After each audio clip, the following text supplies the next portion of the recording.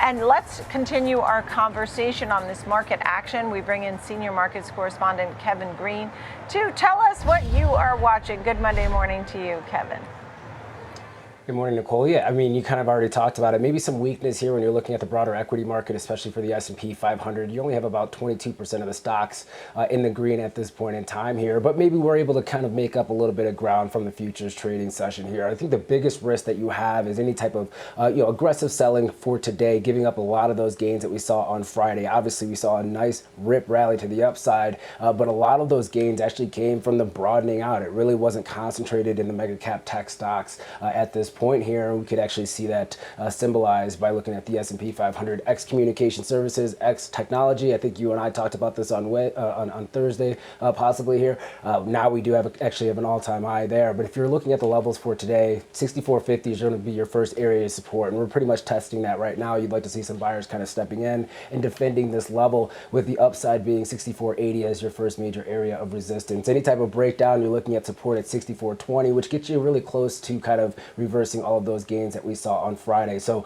once again, really good performance. We're trying to make new all-time highs for the S&P 500, but I think this is going to be a very critical week, Nicole, with the economic data that we have on the calendar, from GDP to PCE on Friday, as well as some other data points and Fed speakers, but also given the fact that we have Nvidia. And one thing about Nvidia's earnings that we've seen over the last couple of quarters, we haven't seen a major reaction to the upside or even to the downside. In fact, we probably see more downside moves post earnings for Nvidia than upside moves. We have to be mindful of that because it's such a huge component of the S&P 500. So a little bit of weakness. Let's see if the market's able to defend these current levels here, and let's see if we're able to actually make new all-time highs for the NDX as well as the S&P 500. But the NDX actually still looks relatively weak. We have to be mindful of that too. So tech, communication services on a whole still needs to gain some ground compared to, let's just say, the S&P 500 equal weight.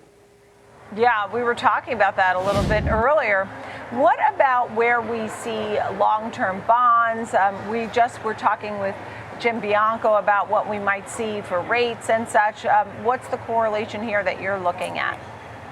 Yeah, so two charts. We're looking at a 30-year, 3-month Treasury spread, and we are seeing that obviously move to the upside. On Friday, you saw the same. The 30-year continues to move higher aggressively compared to some of the shorter duration spreads here. And there's all different types of spreads: 2-year, 10 years, 3-month, 10-year. You name it. But this is just one example here. And when you're looking at these kind of cycles, you are actually seeing this kind of aggressive move to the upside here. This is kind of the start that we get prepared for, Nicole. Now, if you look at the three major cycles on this chart, we've actually seen, as the spread goes higher, equity markets actually pulling back a little bit lower. The only caveat to that was actually in 2020, or if you're looking around the COVID era, a lot more stimulus in the market. So we saw that spread kind of move to the upside here, but we did see a lot of monetary policy support as well as fiscal policy support that actually bucked that trend. So it will be interesting to see, as this spread continues to move up, as it should, do we actually see equity markets kind of hitting a little bit of a wall? So that's looking at the S&P 500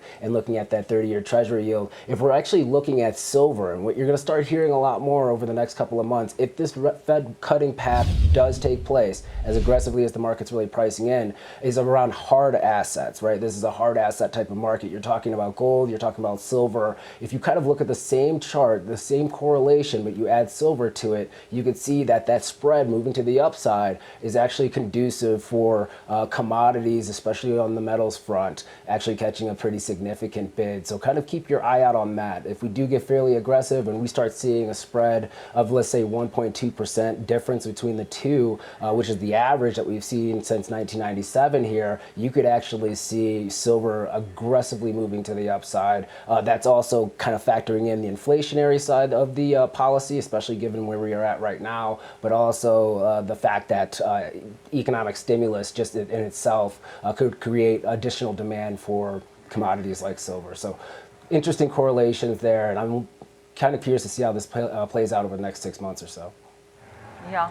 All right. Kevin Green, good look at some key levels there. Thank you. And those charts explained each number, too. Kevin, thank you.